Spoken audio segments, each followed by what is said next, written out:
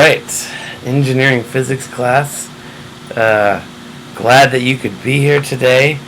We're going to do some exciting things today. So, hopefully you found my YouTube channel, and we're going to continue our journey into capacitance today, and it's going to be great. I have actually prepared a demo for at home, and I think you're gonna love it. I have built a little circuit over here, and I'm gonna show you something awesome today. It's unbelievable, but I have used capacitors. I built my own touch capacitor, so it's sensitive when you touch it. It's a whole circuit, and the best part is I made it out of aluminum foil and saran wrap. And we're going to come over here to this little circuit that I have created here, and I'm really proud of this circuit. So, but this is actually a circuit, okay? So there's different elements here, and I'm going to show you the touch capacitor that I built, okay? So, and in case you were wondering, this is my cat, Zeus. This is Zeus. Hello, Zeus. That's my cat. Okay. Goodbye, Zeus. Okay. So, in my circuit, there's a number of different elements. Okay. Here, this part here is a resistor. Okay. And I have it connected in series with an LED here. Okay. So, there's an LED circuit. And over here, I have my two batteries. This is a 1.2 AA batteries, which is 1.5 plus 1.5, and I have what I like to refer to as daisy chain them. So I took the positive side of the battery over here, and I connected it to the negative side of the battery over here. So then on the ends of the battery, which I have made with tape, well, that means that we're going to have a 3-volt potential difference. And that's going to be enough to actually run my little circuit here. Okay? And so this is a really basic circuit. I'm going to disconnect my capacitor here. We'll come back to my capacitor in a minute. But let me just show you that this circuit works. Okay? And if you've never built circuits, okay? So now we have a little LED here. Let me turn off the lights. Okay? So you can see my LED glowing there, and oh, that was the garbage disposal. So here's my LED. It's really bright, and when I disconnect it, it turns off. Okay, so I've created a complete circuit. Now an LED is actually a diode, and so that means that current can only flow through it one direction. Diodes keep current going in a single direction, and current can't go the wrong way through the diode. LEDs are very important. They are the basis for all of our screens. Typically your screen is made out of light-emitting diodes. It's like these, basically, except much, much smaller. The actual LED is is inside of there, and the part you see here is actually just a big plastic housing, okay? And when I connect the circuit, okay, so we're going to talk about circuits, okay?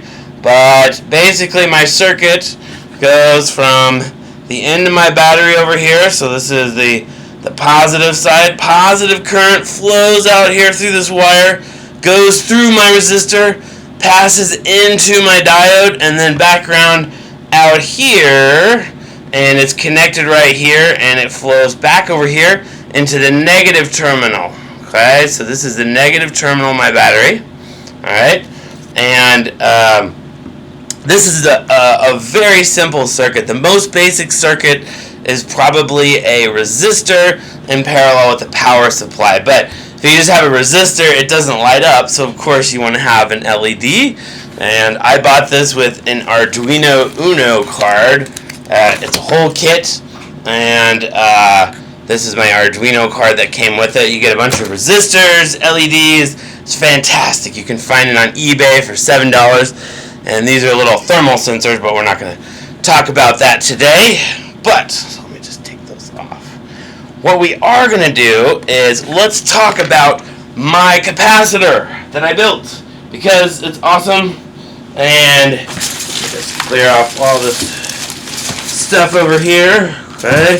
So I made it out of tape. Well, I made it out of aluminum foil and saran wrap. So what I did, let me bring my capacitor over here. So I actually made a parallel plate capacitor. Now how did I do it? Well, I took 2 pieces of aluminum foil. So I've got a piece of aluminum foil down below, and then I have a piece of saran wrap here. Okay, the saran wrap is insulating. Okay, and it is very thin. It's very thin. Okay, and that's important. Okay, because if you're building a capacitor, capacitor is area over distance. At the bottom, okay, my capacitor is right here. So capacitance is equal to epsilon naught times A over D. Now let's go back to our capacitor. So we have 2 options here. We can increase the area or decrease the distance. Now this is very useful, okay, if you are building your capacitor. We talked about this last time, and we derived how to get this, and I'll come back to it. Let me show you my capacitor here. Okay, so we're gonna transition back to my capacitor. Okay, so here's my capacitor, and I've got my circuit over here, and it's still lit up. Oh no, the LED turned off, so I have to squish it down. So my LED is still on. Right? And when I was building this capacitor at first, I was really bummed out because I tried to put paper between my capacitor plates. Okay? And it actually didn't work. And I was like, why doesn't it work? I'm a physicist. I should be able to make a capacitor. So I'm going to hook up my capacitor now. One terminal will go in here. Okay? And then the other terminal I'm going to connect over here. Okay? And so I'm going to put my capacitor in there. Connected. Okay? But nothing's happening. The LED is not on. But I do have it hooked up to my capacitor. And so this morning I was like, why isn't it working? First, my car is not working, and now I can't even make a capacitor. I guess that's just life. Well, I'm actually glad it happened because I've never built one of these before, but it turns out that it was because a piece of paper is too thick. And so a diode has a minimum threshold that you have to exceed for voltage, and unless the capacitor plates are close enough together, the circuit won't work. So what I'm going to do is I'm going to push on this really hard. If I can get everything working. Make sure my connections are together. So I'm going to probably... Oh, there it is. So we have to make it really flat. Oh, there it is. So if I push on this, and I push it really hard, need more area, and I tore my capacitor plate, so isn't that just typical? That's what kind of day it is. But so if I push down on it, then I compress the 2 plates of aluminum together. I make D small enough, and I actually get enough capacitance. Now if I hold this long enough, I could hopefully charge the capacitor, okay, and the LED should turn off. I'm going to get a piece of paper here and make this a little bit better. There we go. So if I hold it down and I keep it steady and I try not to move, eventually it should just go out if I can keep the pressure on there enough. But I am compressing the saran wrap enough, and so the LED is coming on. And I don't know if you can see it or not. I hope that you can see it blinking. Yes, I think you can. So I'm going to push hard. And there it works. So I have created my own sensitive touch screen. I just have to push down. There we go. So it is sort of touch sensitive. Of course, if I had a company, I would try and refine this. And see, I can. It's touch sensitive now. See, when I touch my finger, I can get it to blink. Wow. Like, wow, Dr. Wisbey, that is great. Okay. So that was the capacitor demo. We did it. We built a capacitor. Wow. Isn't that great? So with the slide right here, okay, this shows that capacitance is equal to epsilon naught A over D. So if you want to increase your capacitance, then you can decrease D, or you can make A bigger. So those are your two options for doing that. Okay, and we saw last time that in order to get this, we have to integrate using Gauss's law around one of the capacitor plates, and we put one side of Gauss's law, Gaussian surface, inside of the metal conductor right here. So, and the other side comes out right here. Okay, so we take E dot ds, and of course E is constant inside of between the capacitor plates, and we integrate with respect to distance. So this was for parallel plate capacitors, and we ended up with our expression right here. But now we want to do it for some other shapes. This is our electric field. So we have Q equals epsilon naught times E times A, and A is some area. Okay, but the question is, what is the area for our cylinder? Now, inside of a cylinder here, this is like a coaxial cable. The center part here, our cylinder is like this, and the red part is our Gaussian surface.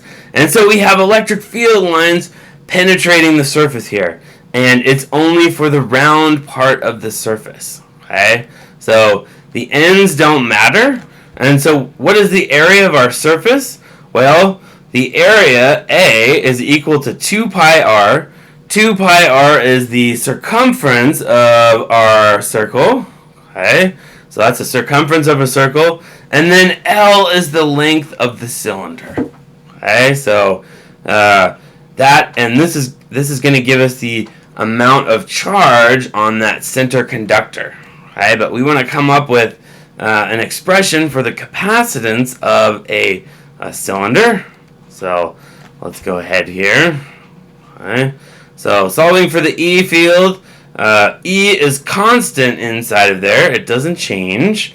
And as we go from, as we integrate with respect to ds, then this is going to become dr over r. Now, when we find the area here, 2 pi r over L, this is going to give it, this is just what we had before.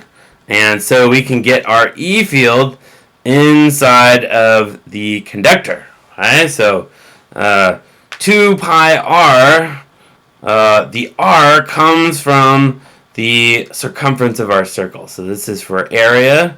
So for the integral up here, d. Now we substitute in for E right here. We have epsilon naught times 2 pi L, and we should have a 1 over r right there.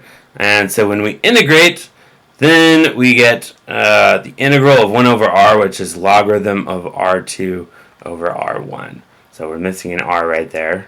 Okay? But the 2 pi r comes from the previous integral when we found the area. So let's continue. Thus the the capacitance of a cylindrical capacitor is C is equal to Q times delta V. So that's the change in our potential. So as we go from one capacitor plate to the other, delta V is just equal to all of this stuff down over here. That's our delta V. Okay? And then Q just comes across right there. So that's Q. And our Q's will go away. Then the log stays down here. And now this stuff is in the denominator of our denominator, so it comes to the top. So this comes up here. And now we have 2 pi epsilon naught times L over natural log of R2 divided by R1. But there should be an R right here. Okay, so there should have been an R there. That slide is missing an R. But this is how we find the capacitance for a cylinder. Okay? And it still depends. It depends on the length of our the surface area of our cylinder.